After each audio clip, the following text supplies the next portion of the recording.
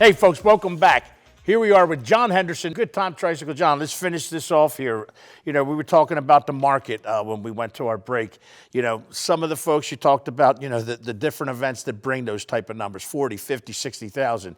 The market, economically as well, the impact that it brings to the Formicas, to the bars, to the Boardwalk Billies, and whatever it may be. Talk about that, what you do, and what the others who come in here thinking they're going to, when I say come in here, come into the market with good intention, but, you know, give them a little education. You know, when we're thinking about programs, and anybody's thinking about programs, when you come into a market that's its sole commodity, right? What is our sole commodity? Tourism. It's not gaming, it's not beach. Right. Gaming is now, where it used to be the thing, is now an amenity to everything else, right? You can throw a rock and hit gaming anywhere else on the planet at this point. So it's tourism. You know, tourism is our oil, is our gold, is our silver, right? What a lot of producers look at, and they look at it one-dimensionally, is I want to get people in, I want to give them, you know, whatever that experience is. Is it a music fest? Is it, you know, I don't know, whatever it is. You know, I want to give them that experience. They should be thinking about, I want to give my consumers this experience in this space, but I also need to adhere to some of my consumers around the peripheral. You know, it's the restaurants, it's the retail, it's the casino partners, it's the hotels. You know, we want to make sure that this bubble of human beings are getting fed as well off of these folks that we invite to our program, whatever that program may be, right? The philosophy is, and you've probably heard this before, everybody eats. That's right. Right? So if I say to, you know, I'm hosting, you know, John's Bikini-thon Fest, right? Write that down, it's gonna be a thing. Yeah. Yep, I look great in a bikini, bro. I'm not even kidding, banana hammock like a champion. So if I said, hey, we're doing John's Bikini Fest, right? And I need to make sure that Vagabond sees some of that bodies, and I may need to make sure that Johnny X sees some of that bodies, and Bass Pro Shop sees that bodies. So let's give those consumers a reason to go out and experience our town. And how do we do that? We work together. Johnny offers specials, Bass Pro Shop tags in, the hotel properties offer discounts. You know, when you create these programs, or at least specifically to Good Time Tricycle on my team, we think about, in the development of these programs, the overall economic impact. Because if I can do good by our neighbors, I know that come time for Beer Fest, come time for micro wrestling, seafood, witchcraft, the community is going to talk about us. And that echoes and echoes, and it echoes through the rest of the Philly DMA and into New York, and it just keeps echoing. They share, you know, our content on social media, you know, and now we're a community marketing a thing versus saying, hey, let's throw some stuff against the wall and buy from this radio station. Let's, you know, buy Google ads. That's disingenuous. You know, if you have a community really lifting you up as you lift up that community, your programs are going to be more successful. Thank you. I mean, because that's what it's all about. And then one time, listen, I want to say that everyone, it was about me. Let's do this. I can get 20,000. I can get 15,000. We talked about that. But when you're bringing in, like you said, whether it's the restaurants, the bars, or uniquely, you know, pertaining to the event that you are bringing into the city or another town, it builds as a team. I mean, when did that start? I mean, I know, again, not rocket science. I love saying it, but not a lot of folks, you know, they think me. I'm going to get them from this bar, this place, whatever. I don't want anybody. Kind of like what the casinos did back in the day. You know, no windows, no clocks. You know, don't go outside. I'll feed you. I'll get you drunk. You know, a show. Whatever. I'll give you a toaster. You know, whatever it is. Talk to us about it, because it is community. I don't mean to sound corny, but that's... No, but it's reality, right? Right. So I like to use a phrase, and I've said it to you a couple times. I think we said it on your radio show, because I suffered from it myself. There's a thing I like to refer to as white knight syndrome, right? To where, and I did it myself, so I can speak to it. At some points in our careers, we know better. Step. It is. It's step one. That's step 2 is forgiveness. Step 2 through 12 for me was forgiveness. But it's a white knight syndrome, and this goes somewhere, right? You know, you think that you are the guy, girl, person, organization that's going to fix Atlantic City, you know, and Atlantic City is a distressed market, you know, and more often than not, people are afraid to, on a format like this or any format, who produce things and invite people into this market, they don't ever want to touch on that it's a distressed market. They don't, because, oh, it's going to scare people away. Well, they get here, people know. So why aren't we honest with people, right? And, you know, it's like, listen, we might not be the prettiest girl at the dance, but we can dance. So, you know, come check it out. Yeah. So the white knight thing is all these organizations, and we have so many organizations with so many different letters that all say, oh, well, we're going to be the group, we're going to be the group, we're going to be the group, we're going to be the group. Individually, that's never going to work. It's never, ever going to work. Where you have that white knight syndrome, you kind of step back from that, and then you kind of lean into a Camelot syndrome. Camelot, not even a syndrome. Camelot, what was Camelot? Knights of the Round Table. Everybody sat at a similar place in the table, and everybody had the same voice. Everybody ate. Everybody ate. You know, and when we get to that in this market, you're going to see flowers pop up again. You're going to see this market start to thrive when the city plays well with the CRDA and the CRDA and Visit Atlantic City, and everybody's standing there together saying, all right, well, here's our plan. This city talks about investment a ton.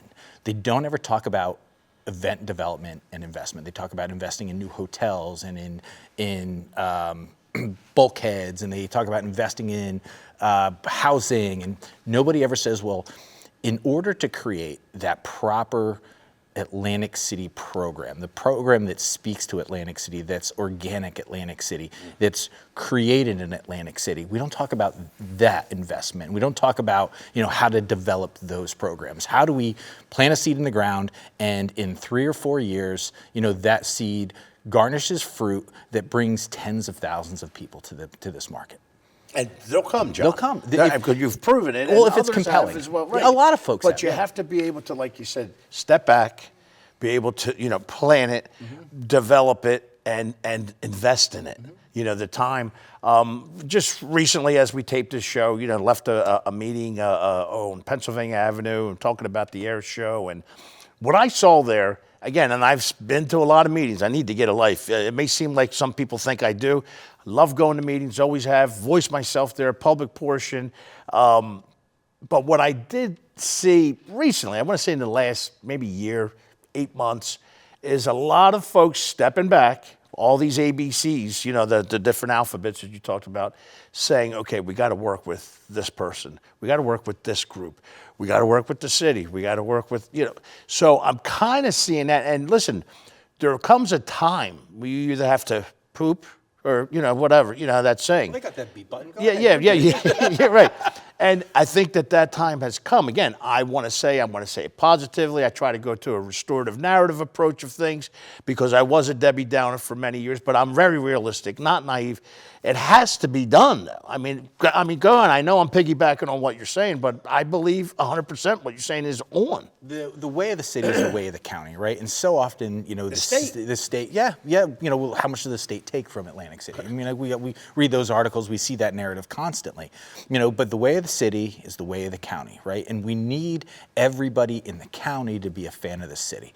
You know, it's weird that the bubble of local support from somebody who's going to come to restaurants and kind of really come into Atlantic City from our neighboring towns is small. It's, you know, it's smaller than it should be, you know, and we don't want those residents to feel that, you know, Atlantic City is its own thing, especially in the county, because Atlantic City is their thing. You know, their neighbors are employed there. Their neighbor, you know, own businesses there. Yeah, you know, and history. I mean, forget about the history. You're going to do tram cars talking about history. Yeah, you get it. Yeah. So it's the county needs to embrace it, and I don't think we have long. I think it has to happen sooner than later. You know, we talk about gaming popping up all over the place, right? That's not new. Gaming has been popping up. Pocket, on my phone, absolutely. Yeah, and you know, there's other states that are gonna give the nod to online gaming, so we're gonna lose pieces of that. We need to, as a city, as a market, you know, and as a collective of, you know, smart human beings who are used to bringing people in the market, look at it and say, okay, how do we now take a unique approach to make Atlantic City cool again? You know, and what are our assets that we do? And we have those assets. And flip that script. How do we keep ourselves cool when it's not summertime?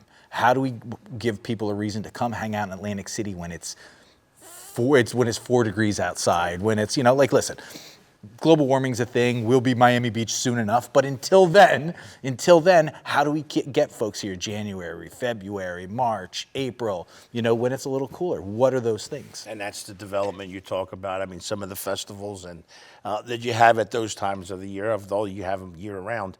You know, we got a few minutes here.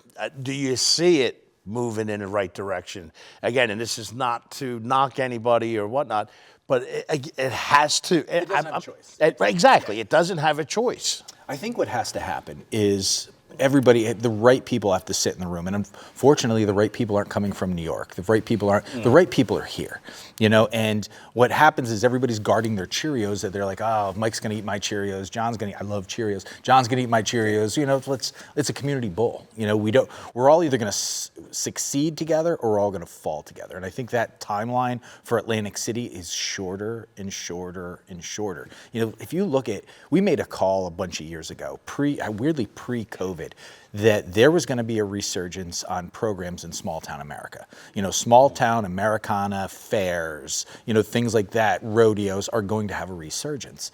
2021, you know, what do you see? You see people leaving major cities to go to this small town America experience, to where you see Atlantic City is in a little bit of a funk, but Ventnor is thriving, Brigantine is thriving, Asbury Park is thriving.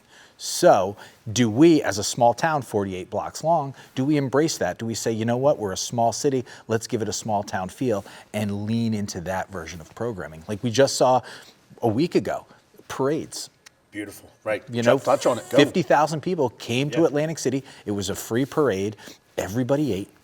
You know, almost 100 people participated, from performers to community organizations. You were there, I were there. You know, we had a great time. You know, we need to tap into that vein. We need to look at that vein and say, okay, you know, it doesn't need to be subsidized, yes, but smart subsidies from a state level, from a local level, are smart subsidies. I mean, how much money is getting sent back up, right? Getting sent back up to keep Atlantic City healthy. Yep, I'm 100% with that. Again, just seeing the view from the boardwalk, from the on social media of what went on the Atlantic City St. Patrick's Parade, 37th, a big part of it, the guy right here, was phenomenal. I mean, the people that came out, been going to it, I would say 37 years, off and on a couple years, and just, I did not expect it. I knew it was going to be big, but when you see it, believe it. And listen, you're a big part of it, John. We're going to have to continue this conversation, whether it's PG, whether it's R, whatever it may be, brother. I want to thank you for coming out. And listen, folks, thanks again to Jon Henderson, Good Time Tricycle, for being on our show. Stay tuned, folks. We'll be right back. You heard, stay right where you're at. Don't go nowhere.